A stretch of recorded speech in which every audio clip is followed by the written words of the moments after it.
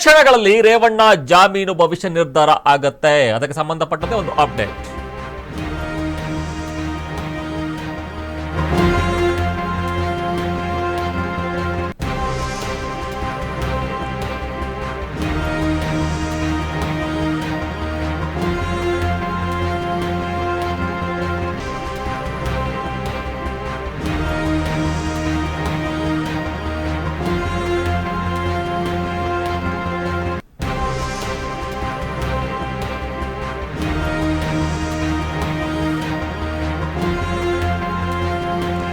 ಕೆಲವೇ ಕ್ಷಣಗಳಲ್ಲಿ ರೇವಣ್ಣ ಜಾಮೀನು ಭವಿಷ್ಯ ನಿರ್ಧಾರ ಆಗುತ್ತೆ.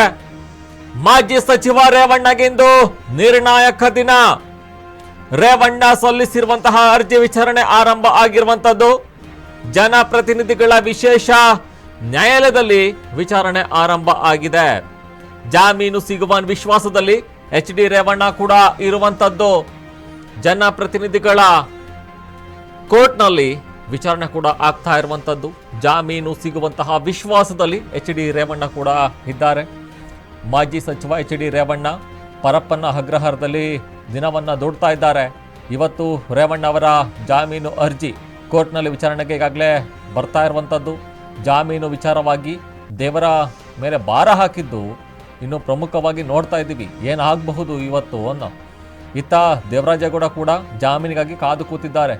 ಒಂದ್ ಕಡೆ ದೇವರಾಜೇಗೌಡ ಕೂಡ ಈಗಾಗಲೇ SIT ಕಸ್ಟಡಿಯಲ್ಲಿರುವಂಥದ್ದು. ಅವರು ಕೂಡ ಜಾಮೀನಿಗೆ ಅರ್ಜಿಯನ್ನು ಸಲ್ಲಿಸಿದ್ದಾರೆ. ಇತ್ತ ರೇವಣ್ಣ ಕೂಡ ಜಾಮೀನಿಗೆ ಅರ್ಜಿಯನ್ನು ಸಲ್ಲಿಸಿರುವಂಥದ್ದು. ಇನ್ನು ಪ್ರಮುಖವಾಗಿ KR ನಗರದ ಅಪಹರಣ ಕೇಸ್ನಲ್ಲಿ ಬಂಧಿತರಾಗಿರುವಂತಹ ಮಾಜಿ ಸಚಿವ ಎಚ್ ಡಿ ರೇವಣ್ಣ ಪರಪ್ಪನ ಜೈಲಿನಲ್ಲಿ 5 ದಿನ ಈಗಾಗಲೇ ಕಳೆದಿರುವಂಥದ್ದು. 6ನೇ ದಿನಕ್ಕೆ ಈಗಾಗಲೇ ಕಾಲ್ ಕೂಡ ಇಟ್ಟಿದ್ದಾರೆ. ಇನ್ನು ಕುಂತ್ರು ನಿಂತರು ರೇವಣ್ಣ ಅವರಿಗೆ ಜಾಮೀನದ್ದೇ ಜಪ. ಯಾವಾಗ ಜಾಮೀನು ಸಿಗುತ್ತೆ ಅಂತ ಕಾದು ಕುಳಿತಿದ್ದಾರೆ ರೇವಣ್ಣ. ಇನ್ನು ಜೈಲು ವಾಸಿಯಾಗಿರುವಂತಹ ರೇವಣ್ಣ ಅವರಿಗೆ ಸದ್ಯ ಜಾಮೀನು ಯಾವಾಗ ಸಿಗುತ್ತೆ ಅದೇ ಒಂದು ದೊಡ್ಡ ಚಿಂತೆ ಆಗಿರುವಂಥದ್ದು.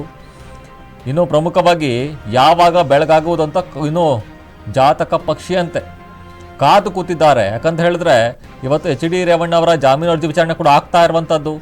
ಯಾವಾಗ ಬೇಲ್ ಸಿಗುತ್ತೆ ಅನ್ನೋ ಒಂದು ಇದರಲ್ಲಿದ್ದಾರೆ H D Revanna.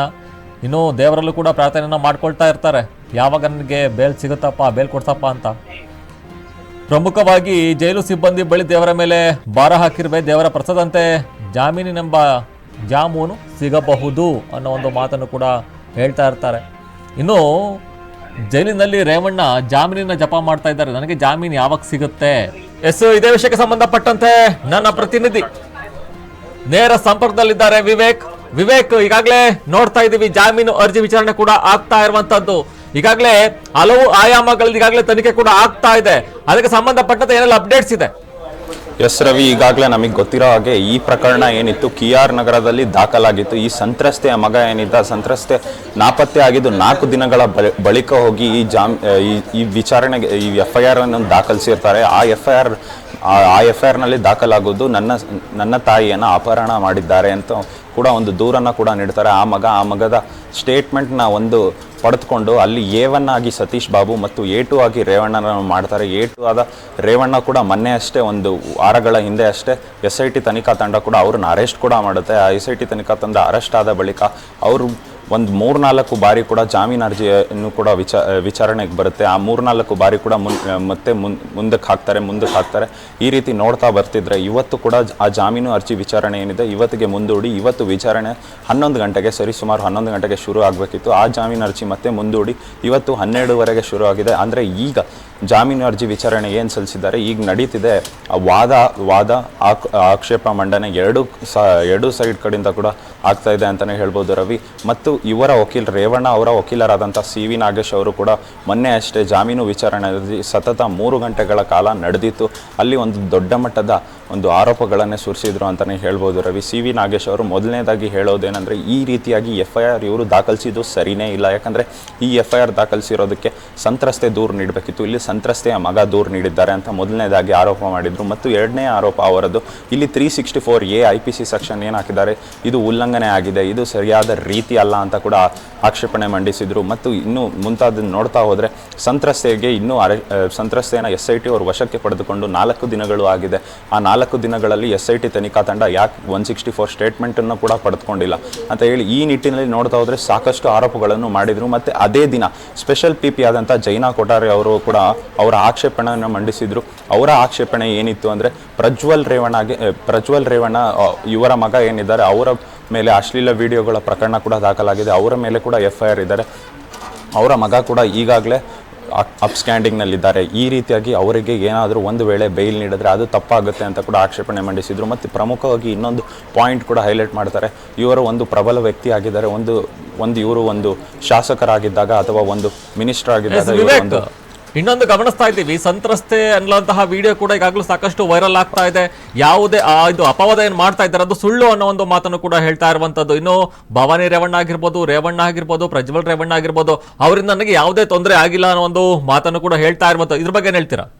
S Ravi, ನಿನ್ನೆ ಅಷ್ಟೇ ಆ ಸಂತ್ರಸ್ತೆಯ ವಿಡಿಯೋ ಏನು ವೈರಲ್ ಆಗಿತ್ತು, ಇದು ಒಂದು ದೊಡ್ಡ ಮಟ್ಟದಲ್ಲೇ ಟ್ವಿಸ್ಟ್ ಸಿಗ್ದಂತೆ ಆಗಿದೆ ರೇವಣ್ಣ ಕೇಸ್ಗೆ ಅಂತಲೇ ಹೇಳಿದ್ರೆ ತಪ್ಪಾಗಲಿಕ್ಕಿಲ್ಲ ರವಿ. ಮತ್ತು ಆ ವಿಡಿಯೋ ಏನಿದೆ, ಆ ವಿಡಿಯೋ ಮೂಲಕ ಆ ಸಂತ್ರಸ್ತೆ ತಿಳಿಸೋದೇನೆಂದರೆ ರೇವಣ್ಣ ಅವರಾಗಿರ್ಬೋದು, ಪ್ರಜ್ವಲ್ ರೇವಣ್ಣ ಅವರಾಗಿರ್ಬೋದು, ಭವಾನಿ ಅಕ್ಕನವರಾಗಿರ್ಬೋದು ಅಂತ ಈ ರೀತಿಯಾಗಿ ಅವರ ಹೆಸರುಗಳನ್ನು ಬಳಸಿ ಇವರಿಂದ ನನಗೆ ಯಾವುದೇ ರೀತಿಯ ತೊಂದರೆ ಆಗಿಲ್ಲ, ನಾನು ಯಾವತ್ತೂ ಕೂಡ ನನಗೆ ಯಾರೂ ಕಿಡ್ನ್ಯಾಪ್ ಕೂಡ ಮಾಡಿಲ್ಲ ಅಂತ ಈ ರೀತಿಯಾದ ಒಂದು ಸ್ಟೇಟ್ಮೆಂಟ್ ಕೂಡ ನೀಡಿದ್ದಾರೆ ಆ ಸಂತ್ರಸ್ತೆಗೆ ಕೂಡ ಇವತ್ತು SIT ತನಿಖಾ ತಂಡ ಏನಿದೆ ಅವರು ಕೂಡ ಒಂದು ಗುಪ್ತ ಸ್ಥಳಕ್ಕೆ ಕರ್ಕೊಂಡೋಗಿ ಅಲ್ಲಿ ಮತ್ತೊಮ್ಮೆ ಅವರ ಸ್ಟೇಟ್ಮೆಂಟನ್ನು ಪಡೆಯುವ ಸಾಧ್ಯತೆ ಕೂಡ ಇದೆ ರವಿ.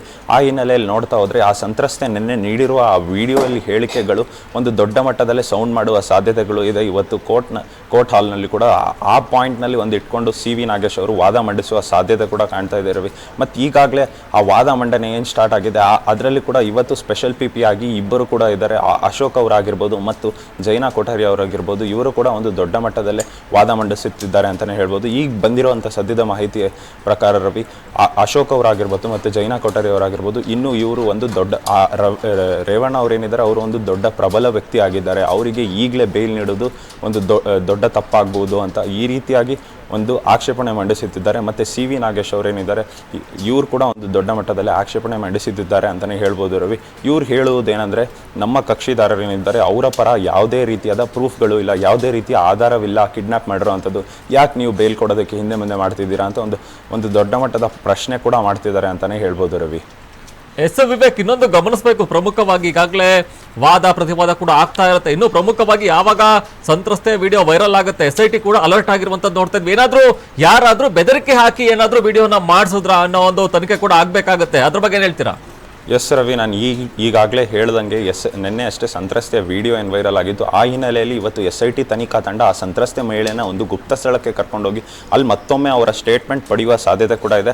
ಆ ಸ್ಟೇಟ್ಮೆಂಟ್ ಕೂಡ ಪಡ್ಕೋತಾರೆ. ಆ ಸ್ಟೇಟ್ಮೆಂಟ್ನಲ್ಲಿ ಸಂತ್ರಸ್ತೆ ಏನು ಹೇಳ್ತಾರೆ ಅನ್ನೋದು ಒಂದು ದೊಡ್ಡ ಪ್ರಶ್ನೆ ಅಂತಲೇ ಹೇಳ್ಬೋದು ರವಿ.